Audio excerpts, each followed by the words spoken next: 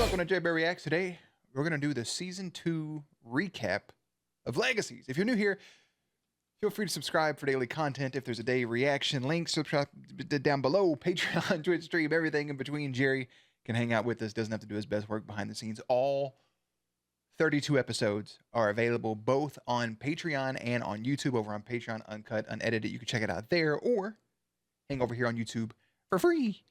And listen, if you never watched one of these, we're just going to kind of briefly recap this as best to my ability. I almost forgot to do the recap, but luckily I caught it. And then we'll do our JerAwards. We'll talk about our favorite episode, favorite scene, etc., etc. Season 2 started off pretty strong because it picks up of, okay, they have forgotten, because of Malivore, they have forgotten Hope. She made a selfless sacrifice, much like her people who came before her. Elena kind of made a sacrifice. I think every character in the Vampire Diaries at some point made some sort of sacrifice, but she made the sacrifice much like her father and her uncle made, right? I wouldn't really say her mom made a sacrifice. She was just kind of like, I don't want to do this no more. That's not what happened. But, so she makes a sacrifice, jumps into the Malivore pit, and in doing so, people forget about her, but she leaves with Ryan Clark as well, who was the son of Malivore and brother to her boyfriend, Landon Kirby. So she's back. She gets out of Malivore pretty quickly. While she was gone, Landon had moved on to young Josie. So in the first 3-4 episodes, it's more of Hope. Lizzie's the first person to be like, oh my God, Hope Andrea Michelson. She remembers everything. After some bunch of shit happens, basically. I'm going to be all over the place because as I'm talking, more information's coming in and leaving at the same time. Hope finally reveals to everybody, hey, I'm back, like 3 or 4 episodes later. And then Landon makes the decision to... Actually, it was around the 8th episode, I believe. Landon makes the decision, now knowing that Hope is back, breaks it off with Josie because he's always loved Hope. I think him staying with Josie would have been... I don't want to say dumb, because you can understand if he would have made that decision, but it made more sense to go back to Hope. So they get back together, and in the process, and not really being the catalyst, but one thing leads to another for Joe becoming Dark Joe, using dark magic, being persuaded by Vardamus, who was their new teacher, who ended up being Ryan Clark in disguise, also back from Malivore. We see the Necromancer making sacrifices to the pit. More monsters come, more monsters go. He wants this dark magic. They end up entangling back again with Kai Parker. That goes sideways. He gets free from his prison world. Bing, bam, boop. There's a vampire named Sebastian. Dark magic. Josie, she has it. She's dark. She's evil. They stop her. She's no longer evil. She ends up putting away her magic. People think... Was that... People think that Lizzie died at one point. If you're wondering why it's a little scatterbrained in my memory, like I just finished watching this 2 days ago. It's because the season started off really strong. It even had a strong middle, but the finale just kind of leaves me wanting more. Hope is still asleep for some reason. Landon is also dead, kind of. The Necromancer kind of sort of kills Raph off screen, but he has a flashback for it. He gets manipulated by the Necromancer and stabs his best friend. It's a whole thing. Season 2 really had a good pace going. I just don't think it landed how it wanted to. Landed how it wanted to. Not to say that it was bad. It just didn't go where I think it should have went. And then again, I'm not the writer. I don't have control over these things. I just feel like we could have went somewhere better. Or with Dark Josie, we could have went a better route with her being evil. The Raph thing feels almost forced, like he got another job or something somewhere, right? I don't know. The episodes I thought would be super cringy ended up being things that I liked, like the fucking Christmas episode. We do at times get more relationships and less. It's just more. I think the big thing that turns me off is it's still more monsters. More monsters were coming even as Josie was like kind of being set as the antagonist while the necromancer was the one pulling the strings. I don't know. I like season 2. I just don't like it as much as season 1. And I know that's not a Legacies full-blown recap, right? Kind of is what it is. I think I'll leave it there so we can get over to the JerAwards and just actually talk about what is fresh on my brain and what I do have listed in front of me. And we can kick it off with our favorite episode. Here's our nominees. Season 2, Episode 1, I'll Never Give Up Hope. Episode 2, This Year Will Be Different. Episode 3, You Remind Me of Someone I Used to Know. Now you're just somebody that I used to know. Somebody. That's Nothing I Had to Remember. Episode 6. Episode 8, the Christmas one. 10, The Muppet Babies. 12, that's why we don't leave plans to Muppet Babies, whatever the full title was. Episode 12, Kai Parker Screwed Us. Episode 13, You Can't Save Them All. Episode 15, Life Was So Much Easier When I Only Cared About Myself. So here's how this went while watching. Episode 3, I was like, ooh, man, that's a clear front runner for favorite episode. Christmas episode came and went, and I was like, it's cringy, but that could be my favorite episode. Kai Parker Screwed Us, which ended up being the highest rated episode of the season. I was like, I see why. But then episode 13 was just as good, if not better, than episode 12. And then we get episode 15, which is Life Was So Much Easier When I Cared About Myself. And you get MG coming to bring Lizzie back to help save the day, essentially.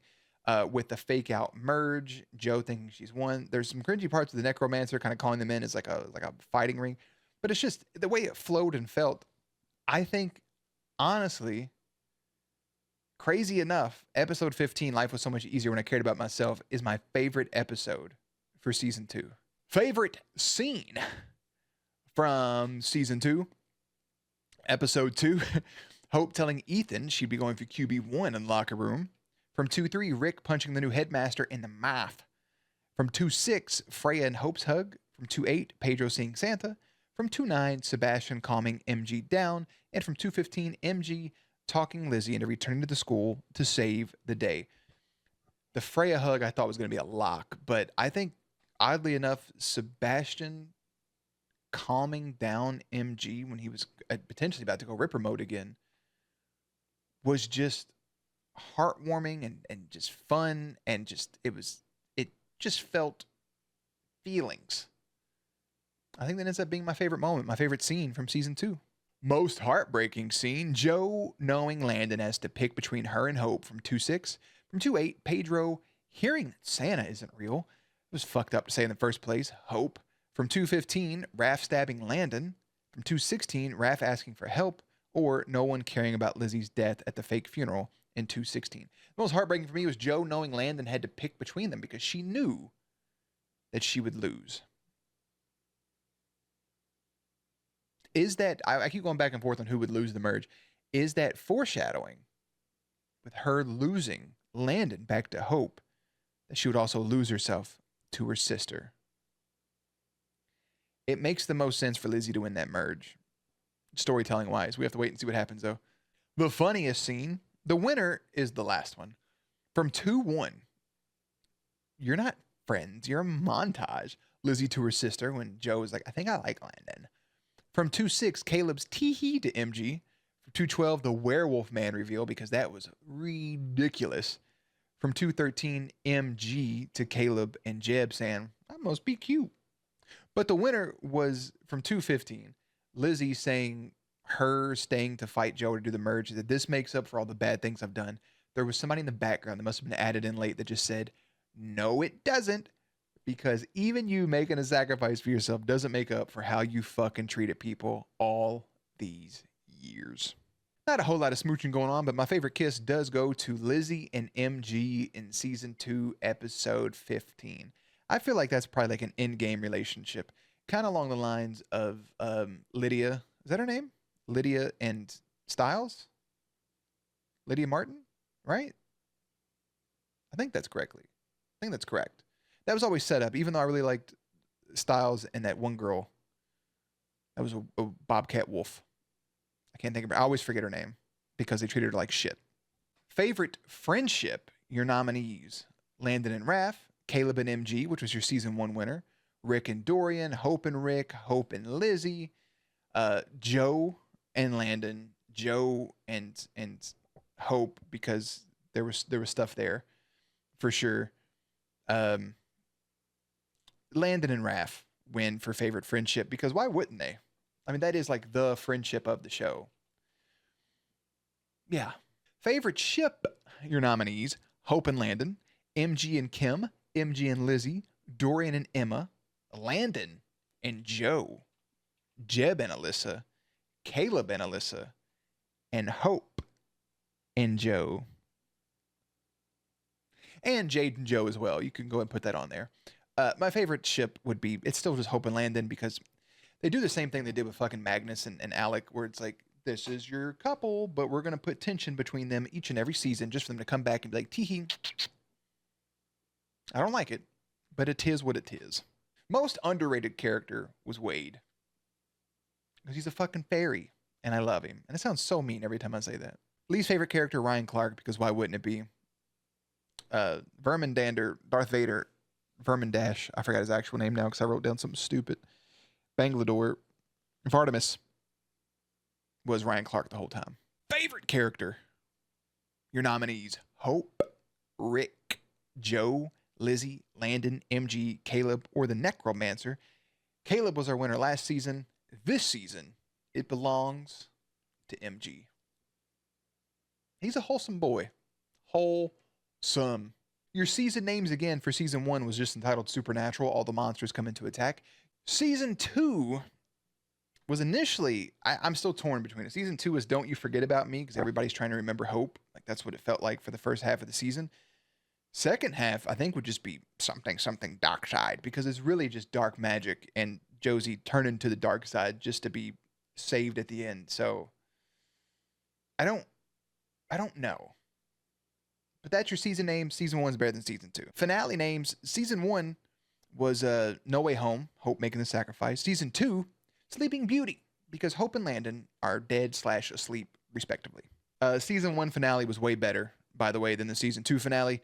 Your dice roll information: the dice we last rolled on Patreon was the number 11 combined. We rolled a 7 and a 4 for the season 2 finale. The number 2 was the most rolled number, rolled 3 times. We got as high as 19 and as low as 1. Both rolled once apiece. We rolled the number 9 back-to-back in episodes 6 and 7, and 4 back-to-back in 15 and 16. And numbers matching the episodes were season 2, episode 5, we rolled a 5. Episode 11, we rolled an 11.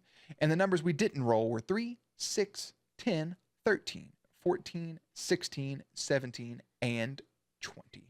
And with that, we can hit our in memoriam, in loving memory, or rest in piss, to the following people: the Minotaur, Roberts, the Croatoans, Cassandra, the Sphinx, Krampus, Ryan Clark, a roach, a fly, that cat. The woman Seabass killed: Pothos, Jade, Diego, Kai Parker, Frat Bros, Inez, Diego, again, kind of twice, Kai Parker for sure this time, Alyssa Chang, and Raphael, even though he was brought back, and of course, Landon Kirby. Again, I think Landon Kirby's supposed to be on here like ×7. I think it was just erased for some reason. Landon Kirby ×7, ×8. He died a fucking bunch. So kudos to him for always coming back, but maybe not being able to come back this time, being slain with a golden arrow. So overall, season 2 was fun. It was enjoyable. I had fun with it. I thought it was a real hoot and a half. It's just it landed. It didn't have a perfect landing right in the Olympics. Like, they would have took easily would have took points off. It is what it is. The whole Sleeping Beauty thing at the end is kind of fun. It kind of also plays into the fairy world, or the dream sequence that Joe was in. I really thought, even though Hope made the comment about the consensual kiss thing, I really thought she was going to kiss Joe to wake her up. But I'm glad they didn't go that way. Not consensual kiss. It is what it is. And we can move into season 3, which I assume will be about bringing them back some way or another, reverse engineering the Gold Arrow, make another deal with the Necromancer, because he seems to be our big overall bad outside of Malivore. Closing the Malivore pit for good and moving on to something better would make the most sense, but we could also just deal with monster after monster for 16 more episodes. I think Lizzie and MG eventually get together. I think Joe finds some sort of happiness. Eventually there is a merger that Lizzie would win. I think Hope ends up in a happy place, and the Necromancer can then confirm to her what he said in season 1 and just say something like, your father's now at peace or whatever. She can smile, blah, blah, blah. I don't think they have the budget to pull people in. Apparently, no, we have no Bonnie, no Caroline. Klaus is fucking dead. No Damon, no Elena, even though they're off living their life. I think it would fuck up the way that their characters end it to show their faces. Caroline would make sense to see. I don't think there's been a mention of Rebecca. I would like to see Freya again. No Marcel. Just, it is what it is, man. Season 2 was fun. Season 1 was way better. I know Season 3 hits the pandemic here, so we'll see how that affects the quality of the episodes. This is a short recap. Again, I almost forgot to do it. It's kind of rushed. It's kind of jumbled. But in 16 episodes, there's not really a whole lot to talk about, like those 20, 30-minute recaps we've done in the past. So I will leave it there. Season 3, Episode 1 will take place tomorrow, so I hope you guys enjoy. I'll have links and everything in the description box down below. We'll have playlist up on screen. As always, stay cute, stay hydrated, and I will catch you on the next one.